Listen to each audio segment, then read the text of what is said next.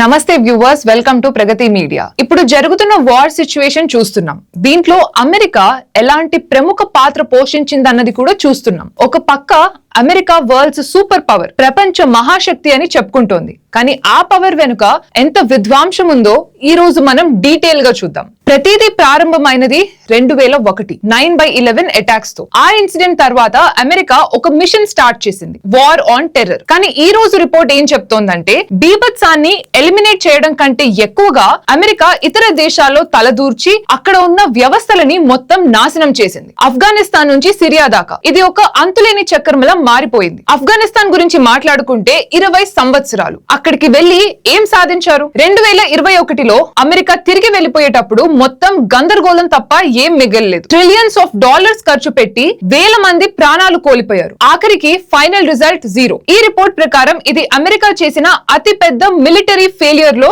ఒకటి. Next Iraq and Syria గురించి మాట్లాడుకుంటే ఇక్కడ ప్రధాన అంశం ఆయిల్. అమెరికా ఇరాక్ లోకి ఎంటర్ అయినప్పుడు వెపన్స్ ఆఫ్ మాస్ డెస్ట్రక్షన్ ఉన్నాయి అని చెప్పారు. కానీ కట్ చేస్తే అవి ఎప్పుడూ దొరకలేదు. దీని బదులుగా అక్కడ యుద్ధం వల్ల ఐఎస్ఐఎస్ లాంటి తీవ్రవాది గ్రూపులు ఫామ్ అయ్యాయి. సిరియాలో మాత్రం సిచ్యువేషన్ ఇంకా దారుణం. 2014 నుంచి 2.41 లక్ష ప్రజలు చనిపోయారు అని రిపోర్ట్స్ క్లియర్ గా చెప్తున్నాయి. ఇప్పుడు కొన్ని నంబర్స్ చెప్తాను, అవి వినండి. ఈ యుద్ధాల మొత్తం ఖర్చు $8 ట్రిలియన్ల అండ్ ఎయిర్ స్ట్రైక్స్ గురించి మాట్లాడుకుంటే 47,000 కంటే ఎక్కువే. డిస్ప్లేస్డ్ ప్రజల గురించి మాట్లాడుకుంటే దాదాపు 94 లక్షల ప్రజలు ఇల్లు వదిలేసి వెళ్లిపోవాల్సి వచ్చింది. ఇలా చాలా డబ్బు మరియు పవర్ ని పునర్నిర్మాణంకి వాడితే ప్రపంచం ఎలా ఉండేది ఒక్కసారి ఆలోచించండి. కానీ వీళ్ళు ఫోకస్ మొత్తం ఆయుధాలు మరియు ఆధిపత్యం మీదే పెట్టారు. సో కాబట్టి పెద్ద ప్రశ్న ఏమిటంటే ఈ రోజు ప్రపంచం సురక్షితంగా ఉందా? అమెరికా పీస్, శాంతి కోసం పోరాడుతున్నామని అంటోంది. కానీ గ్రౌండ్ రియాలిటీ చూస్తే మాత్రం మొత్తం రక్త చరిత్రలానే ఉంది.